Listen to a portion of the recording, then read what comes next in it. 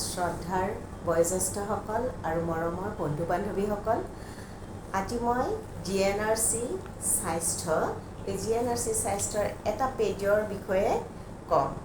এই পেজটি আমাৰ যি প্ৰতিষ্ঠাপক সম্পাদক আছিলে GNRC স্বাস্থ্যৰ হোমেন বৰগোহাঁইদেৱ, তেখেতৰ এটি লেখা স্বাস্থ্য আৰু ৰোগৰ বিষয়ে কিছু চিন্তা। তাৰ কেইটামান শাৰী আপোনালোকক পঢ়ি শুনাওঁ। এজন স্বাস্থ্যৱান মানুহে যিমান জোৰেৰে ৰোগ প্ৰতিৰোধ কৰিব পাৰে, এজন স্বাস্থ্যহীন মানুহে সেইটো কৰিব নোৱাৰে। এজন স্বাস্থ্যৱান মানুহে যিমান সহজে আৰোগ্য লাভ কৰিব পাৰে, এজন স্বাস্থ্যহীন মানুহে নোৱাৰে। সেইকাৰণে মানুহৰ স্বাস্থ্যবিধি পালন কৰি নিজৰ শৰীৰত আৰু মনত এনে এটা আছুতীয়া বা অতিৰিক্ত শক্তি ভাণ্ডাৰ গঢ়ি তুলিব লাগে, যাতে বিপদৰ সময়ত তেওঁ তৰিব পাৰে।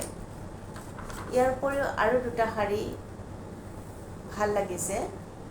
অতি নিষ্ঠাৰে স্বাস্থ্যবিধি পালন কৰিও মানুহ সকলো সময়তে স্বাস্থ্যৱান হৈ নাথাকিব পাৰে, বা স্বাস্থ্য ক্ষতি হ'ব বুলি জানিও অনেক সময়ত স্বাস্থ্যবিধি উলংঘা কৰিব লগা পৰিস্থিতিৰ উদ্ভৱ হ'ব পাৰে।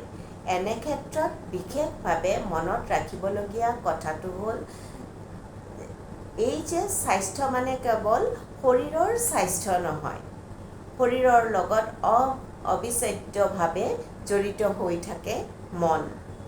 শৰীৰৰ লগত অবিচ্ছেদ্যভাৱে জড়িত হৈ থাকে মন। শাৰীৰিক স্বাস্থ্যৰ লগতে মানসিক স্বাস্থ্যও যদি সমানে সবল হৈ নাথাকে, তেনে মানুহক কোনো মাপকাঠিৰেই সম্পূৰ্ণ স্বাস্থ্যৱান মানুহ বুলি ক'ব নোৱাৰি।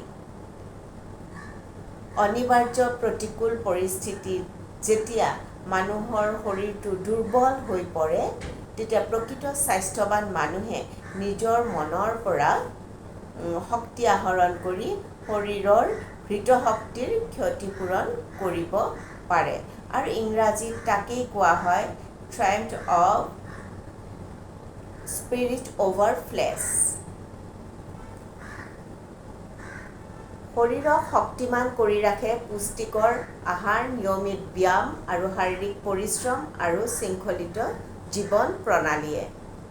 মনটোক সবল কৰি ৰাখিবলৈকো পুষ্টিকৰ মানসিক আহাৰ, নিয়মিত মানসিক পৰিশ্ৰম আৰু ব্যায়াম আৰু আত্মসংযমৰ সাধনাৰ প্ৰয়োজন। ধন্যবাদ।